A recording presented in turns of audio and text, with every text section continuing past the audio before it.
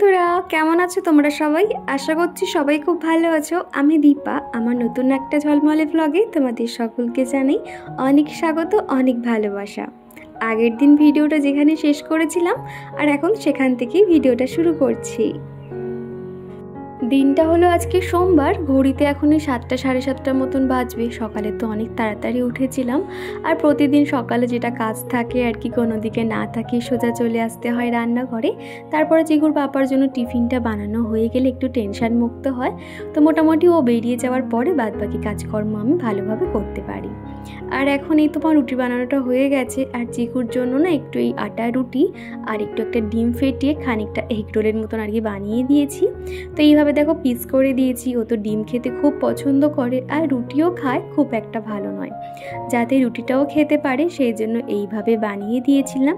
তো ওদিকে খেয়ে নিয়েছে, আর দরজা খুলেই দেখলাম আমার গাছগুলোকে। তো গাছগুলো এনেছি, এত ভালো লাগছে না। এখনও কিন্তু নতুন ফুলের টব কেনা হয়নি। আর ওদিকে আমাদের লালু ভুতু সবাই চলে এসেছিল। তো এদিকে ওকে রুটি খেতে দিয়েছি, তো বসে আছে বেচারা। গরমে না তারাও দেখো হাঁপিয়ে যাচ্ছে, জিভ পুরো বাইরে বেরিয়ে থাকে। প্রায় সময় আমি ওই বাইরে জল দিয়ে যেতাম, আর কদিন তো বাড়িতে ছিলাম না, জল দেওয়া হচ্ছে না। তবে আজকে বেলার দিকে একটা বড় পাত্রে একটু জল দিয়ে দেবো, যাতে ওরা একটু জল খেতে পারে।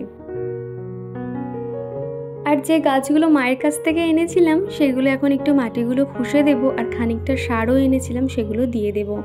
আমি কিন্তু খুব একটা গাছের যত্ন ভালো করতে পারি সেটা একদমই বলবো না, তবে চেষ্টা করি। জানো তো, গাছপালা কিন্তু আমার খুবই ভালো লাগে।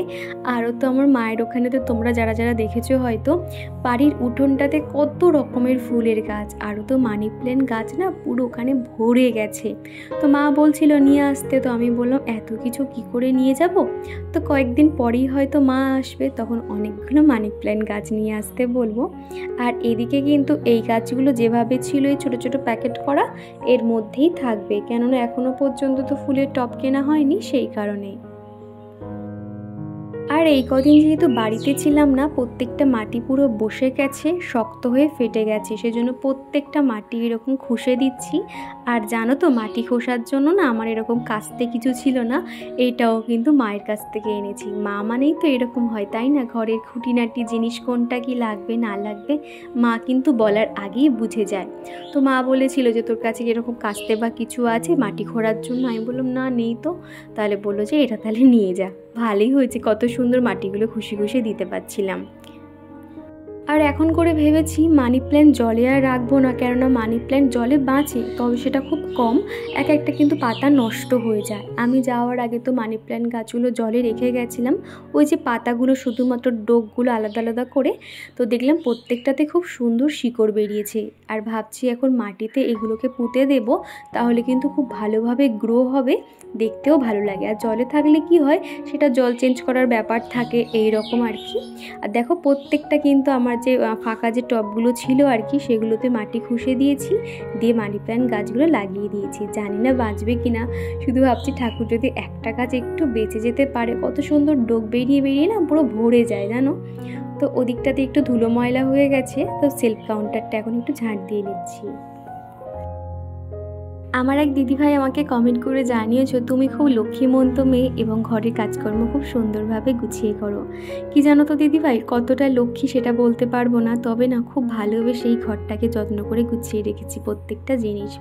জানি ঘরটা আমার নয়, কিন্তু সংসারটা তো আমার। বিয়ের প্রথম প্রথম কিন্তু সংসারের কোনো কাজই সেরকম আমাকে করতে হতো না, ওই যে আমি আর আমার শাশুড়ি মা হাতে হাতে করতাম। অতটা কিন্তু একার কাঁধে যেটা চাপ পড়ে সেটা কিন্তু কিছুই মনে হয়নি। আর আমার মামুনি কিন্তু আমাকে কখনো রান্না করতেও দিত না, কিন্তু এখানে আসার পর থেকে এই ছোট ছোট হাতে সমস্ত কাজকর্ম করা, সংসারটাকে গুছিয়ে নেওয়া, কোনটা কখন কি প্রয়োজন, এগুলো কিন্তু নিজের মধ্যে না আস্তে আস্তে কখন যে এত সংসারী হয়ে উঠেছি নিজেই বুঝতে পারিনি। এছাড়া তোমরা অনেকেই আছো প্রতিদিন আমাকে কমেন্ট করো, আমার কাজ দেখে তোমরা অনেক ইন্সপায়ার হও, যেটা আমার কাছে অনেক ভালো লাগে শুনতে। আর কি জানো তো, যখন তুমি নিজের সংসারটাকে ভালোবেসে ফেলবে, তখন দেখবে তুমিও সব কাজকর্ম পারছো, এবং নিজেও কখন যে একটা সংসারী হয়ে যাবে নিজেও বুঝতে পারবে না। আর আজকে সকাল থেকে অতটা রোদ নেই, মেঘলা মেঘলা হয়ে রয়েছে আর একটা ঘুমোট গরম হয়ে রয়েছে। কাজকর্ম করতে বেশ কষ্ট হচ্ছে, দরদর করে যেন শুধু ঘাম পড়ছে জানো তো। আর সেই জন্য ভাবছি সকাল সকাল বাইরের কাজকর্মগুলো আগে সেরে নেব, তারপর ঘরের দিকে যাওয়া যাবে। একটু পরেই হয়তো ঝলমলে করে রোদ উঠে যাবে, আর তখন তো বাইরে কিছু করতেই পারবো না। সেই জন্য এখান থেকে যে পাপোশগুলো থাকে সেগুলো এখন তুলে ঝেড়ে ফেলছি। আর কালকে যেহেতু ওই রবিবার দিনকে বাড়ি এসেছিলাম, আর তখন তো ভালো করে ঝাঁটফাট কিছু দিতে পারিনি, আর বেশ কয়েকদিন বাদে আর কি ঝাঁট পড়ছে, তো চারিদিক কিন্তু ধুলো আর ধুলো বার হচ্ছে জানো। তো সেই জন্য প্রত্যেকটা জায়গা সুন্দর করে ঝেড়ে জল দিয়ে ধুয়ে দিচ্ছি। আর এখানে জল দিচ্ছি না, পুরো ফিনাইল গুলেছি, এক বালতি জলে ফিনাইল দিয়ে দিচ্ছি। মাঝে মাঝে ওই বৃষ্টি হয় আর সমস্ত ব্যাঙগুলো কি করে উঠে না, ওই যে আমাদের যে জুতো রাখার যে সেলফ কাউন্টারের নিচগুলো আছে, ওই ধারে ধারে ব্যাঙ বসে থাকে। আর এদিকে তোমাদের সাথে কথা বলতে বলতে আমি কিন্তু এইটুকু জায়গা খুব ভালো করে ধুয়ে মুছে নিয়েছি। তো এবার চলে আসবো ঘরে। আর এই রকম কিন্তু ঘরে প্রত্যেকটা জায়গা একটু ধুলো ময়লা হয়েই গেছে জানো তো। বাড়িতে ছিলাম না 5-6 দিন মতন, তো সেই জন্য ভেবেছি প্রতিদিনের কাজকর্মের সাথে যে কোনো একটা করে জায়গা এইভাবে আমি ডিপ ক্লিন করে নেব, তাহলে কিন্তু আগের মতন সংসারের প্রত্যেকটা কাজকর্ম আমি রেগুলার করতে পারবো। তা না হলে এক্সট্রা কাজগুলো করতে কিন্তু অনেকটা সময় চলে যাচ্ছে। তো আমি না এখনও পর্যন্ত যে ব্যাগগুলো আর কি এনেছিলাম জামা কাপড় জিনিসপত্র, সেই ব্যাগ পর্যন্ত এখনও হাত দিইনি। আমার মনে হলো আগে যেগুলো দরকার সেগুলো করাটাই আগে বেটার হবে। আর এদিকে এখন চলে এসেছি বেডরুমে, বিছানাটা পরিষ্কার করে নিচ্ছি। তো চিকু এখন পাশের রুমে কিন্তু খেলছে, আর সেই ফাঁকে আমি বেডরুমটা পরিষ্কার করে নিচ্ছি। মায়ের কাছে যাওয়ার আগে কত রকম প্ল্যানিং করলাম যে ওখানে গিয়ে যেহেতু সেলাই মেশিনের কাজ জানি আমি, আমার ওখানে সমস্ত কাজ করতে সুবিধা হয়। আর ওখানে গিয়ে কয়েকটা আমি কুশন কভার বানাবো, পাশ বালিশের যে কভার সেগুলোও বানাবো। তো ওখানে গেছি, আমার কাছে না একটা খুব সুন্দর বেডশিট আছে। তো বেডশিটটা খুব একটা ব্যবহার করা হয় না, ওই সিল্কের যে বেডশিটগুলো, সিল্কও নয় সুতিরও নয়, তো এরকম আর কি বেডশিটের প্রিন্টটা খুবই সুন্দর। তো মায়ের কাছে নিয়ে গেছিলাম জানি ওখানে গিয়ে বানাবো, কিন্তু ওখানে গিয়ে এত অলসতা হয়ে গেছি, কোনো কাজই যেন করতে ইচ্ছে হতো না। আর সেখানে মেশিনে বসা তো দূরে থাক, তো সেই কারণে সেটা আর হয়নি। তো মাকে বললাম যে এবার তুমি বেডশিটটা নিয়ে চলে আসো, আমাদের এখানে না একজন বালিশের কভার এরকম বানিয়ে দেয়। তো মোটামুটি কিছু টাকা দিলে উনি এরকম বানিয়ে দেয়। তো মোটামুটি নয় ওখান থেকে বানাবো কিংবা অনলাইন থেকে নিয়ে নেব, কেননা এই কভারগুলো অনেক দিন হলে একটু পুরাতন মতন হয়ে যাচ্ছে আস্তে আস্তে, সেই জন্য। তো এই যে বেডশিটটা তো আমি যাওয়ার আগে পেতে দিয়ে গেছিলাম, আর আজকের ওই জন্য বালিশের কভার চেঞ্জ করব, আর বেডশিটটাও কিন্তু চেঞ্জ করে নেব। আর এই বেডশিটটা কিন্তু সিল্ক না সুতিরও না, সেই জন্য কি হয় একটু না হড়কে হড়কে সরে আসে। আর বাড়িতে বাচ্চা থাকলে তো জানো বিছানার উপরে হুড়োহুড়ি লাফালাফি করতেই থাকে, সেই জন্য কি করছি চারধারে 4টে গিট দিয়ে দিচ্ছি। এতে কিন্তু একদম বেডশিট এদিক থেকে ওদিক হবে না, আর টান টান ভাবে থাকবে। আমার আগের দিনের ভিডিওতে তোমরা যারা আমাকে কমেন্ট করেছিলে, চলো তাদের কমেন্টের নাম নেওয়া যাক। তো এখানে কমেন্ট করেছে সুখী ফ্যামিলি, সুজিত মণ্ডল, সোনিয়া খাতুন, সুরজিৎ সিনহা, দেবারতী সরকার, লিপি বোস, উর্মিকা ওয়াল, বাসু কৃষ্ণ, রাখি দাস, অন্তরা মুখার্জি, অনিন্দিতা খান, মৌ লাইফস্টাইল, মাই স্টাইল, সিদ্ধি। তো এই যে বন্ধুরা, তোমাদেরকে অসংখ্য ধন্যবাদ এত সাপোর্ট করার জন্য, এত সুন্দর সুন্দর কমেন্ট করার জন্য। তোমাদের কাছে একটাই চাওয়া, আগামী দিনগুলো ঠিক এইভাবেই আমার পাশে থেকে যেও। আজকে আর কিন্তু আর অন্য কোনো কাজে হাত দেইনি, শুধুমাত্র বেডরুমের কাজটাই করছি। পরের দিন পাশের রুমটা পরিষ্কার করব। আর এরই মধ্যে কিন্তু অফ ক্যামেরাতে আমি রান্নাবান্নাও করে নিয়েছি। তো এখানে একটা আলু সিদ্ধ দিয়েছিলাম, পেঁয়াজ দিয়ে মেখেছি। গরম গরম ভাতে আলু সিদ্ধ মাখা খেতে খুবই ভালো লাগে, সেই জন্য একটু মেখে নিয়েছি। আর এদিকে করেছি মাছের ঝোল। তো এখন এই যে চিকুর জন্য আর আমার জন্য খাবার নিয়ে নিচ্ছি। তো চলো দুপুরে খাওয়া দাওয়াটা শেষ করে আবার তোমাদের সঙ্গে কথা বলছি।